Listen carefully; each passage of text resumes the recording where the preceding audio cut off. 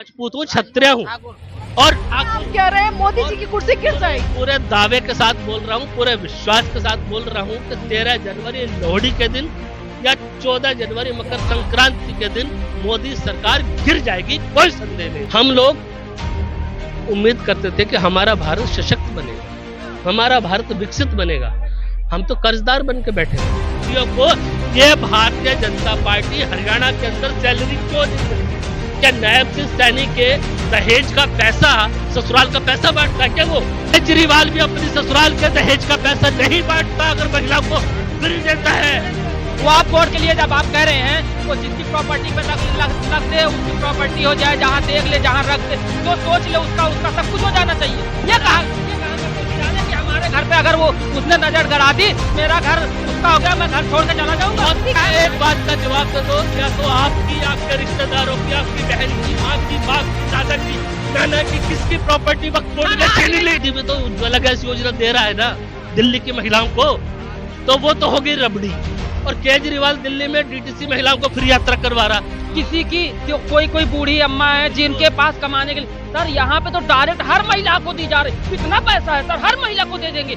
13 जनवरी लोहड़ी के दिन या 14 जनवरी मकर संक्रांति के दिन मोदी सरकार गिर जाएगी, इसमें कुछ दिन भी तय कर। हाँ जी, दिन तय कर। मैं भविष्यवाणी करता हूँ और जो करता हूँ वो 100% सत्य होती है, इसमें कोई संदेह नहीं है। शिवानी संजय राउत भी कर रहे हैं कि अब मोदी जी की कुर्सी जो है वो गिर जाएगी। उन्होंने ये भी कहा है कि नीतीश बाबू पलटी मार देंगे। देखिए, उनका नाम भी संजय है, मेरा नाम भी संजय है, और मैं संजय चौहान लाल किले की प्राचीर के सामने खड़ा होकर इस बात को बोल रहा हूँ कि भारतीय जनता पार्टी के प्रधानमंत्री श्रीमान नरेंद्र मोदी जी ने भारत को इतने 711 अरब डॉलर के कर्ज में धकेल दिया है। हम लोग उम्मीद करते थे कि हमारा भारत सशक्त बनेगा, हमारा भारत विकसित बनेगा। हम तो कर्जदार बन के बैठे हुए हैं। आप फ्री की रेवड़ियां बांटते हो, किसानों को हर महीने 2000 रुपए दे रहे हो, तो आप कहते हो कि ये कल्याणकारी योजना है।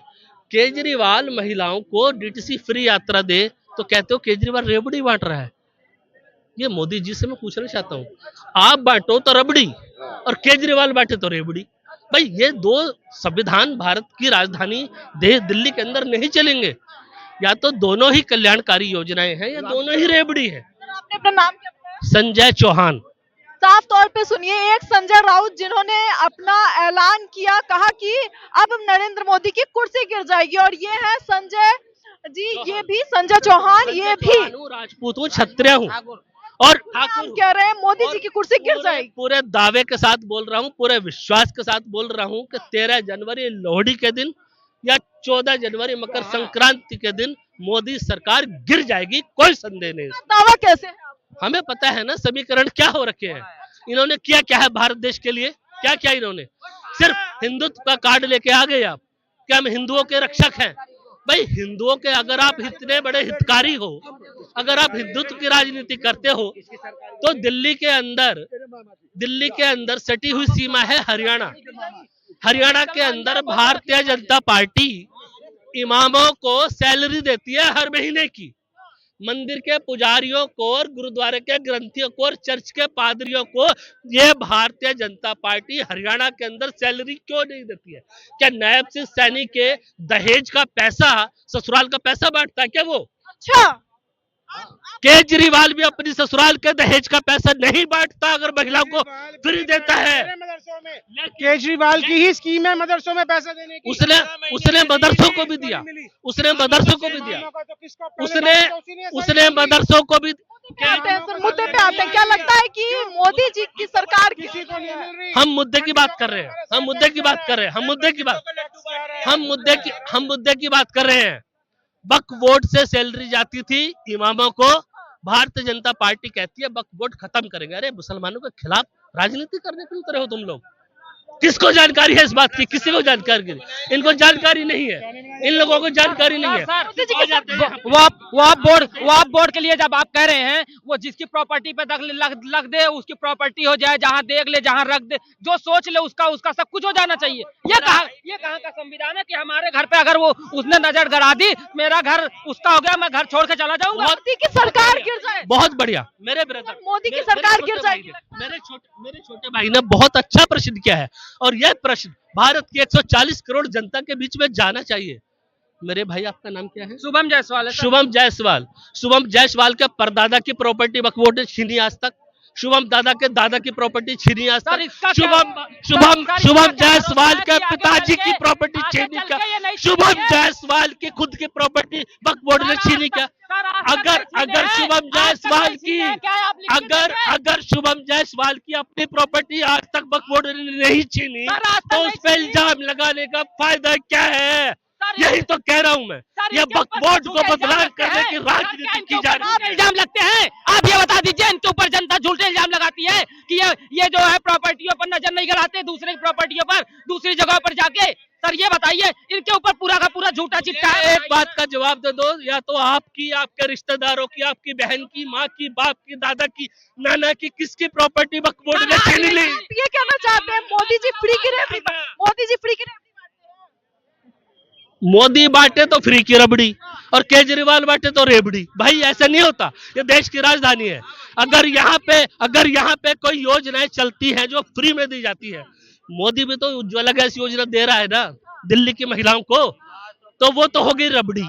और केजरीवाल दिल्ली में डीटीसी महिलाओं को फ्री यात्रा करवा रहा, तो वो हो महिलाओं गई को रबड़ी। सशक्त करने के लिए कर रहे हैं महिला। सर आपने कहा है कि मोदी जी उज्ज्वला के तहत उज्ज्वला को गैस एक सिलेंडर दे रहे हैं सभी घर। सर उसमें आप देखिए ना जाके कितनी गरीब महिलाएं हैं सर, उनके घर में किसी के बेटे नहीं है, किसी की कोई बूढ़ी अम्मा है जिनके पास कमाने के लिए। सर यहाँ पे तो डायरेक्ट हर महिला को दी जा रही। कितना पैसा है सर, हर महिला को दे देंगे। वहाँ तो हर महिला को नहीं मिलता, वहाँ तो शायद गिने चुने हुए को मिलता, जो गरीब है। बाबा भीमराव साहब अम्बेडकर जी ने क्या लिखा है?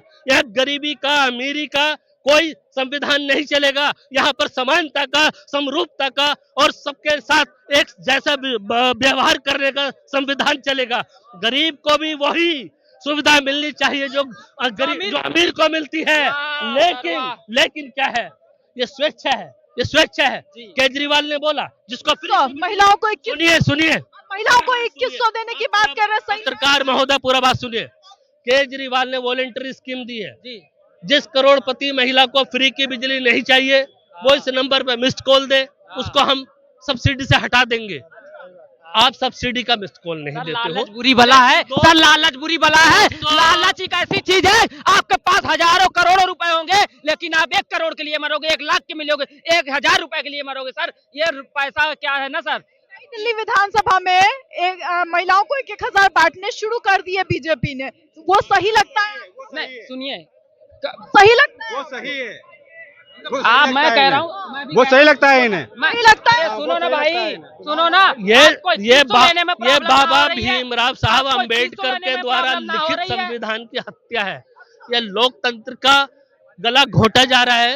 यह जनतंत्र को आत्महत्या करने के लिए मजबूर किया जा रहा है। जिस संविधान के अंदर यह लिखा है कि हम समानता के साथ बात करेंगे, वहां पर आप 1,000 रुपया महिलाओं को बांट रहे हो और कहते हो मेरे पिताजी की संस्था है। प्रवेश वर्मा जो भारतीय जनता पार्टी का पूर्व सांसद है और मुख्यमंत्री का बेटा ही सांसद भारतीय जनता पार्टी ने दिल्ली में बनाया। क्या पश्चिमी दिल्ली के अंदर भारतीय जनता पार्टी के कार्यकर्ता नहीं थे जिसको सांसद बनाया जा सकता? मुख्यमंत्री के बेटे को मुख्यमंत्री का चेहरा भी घोषित करने की संभावना व्यक्त करते हो और 10 साल तक सांसद बनाते हो। मैं उसी पूर्व मुख्यमंत्री के बेटे प्रवेश वर्मा से सवाल करता हूं कि यदि ये 1000 करोड़ रुपया तुम्हारे पिताजी की संस्था से बांटे जा रहे थे तो 10 वर्षों में पश्चिमी दिल्ली लोकसभा की कितनी महिलाओं को प्रवेश वर्मा ने 1000 रुपया बांटा? बता नहीं पाएगा वो।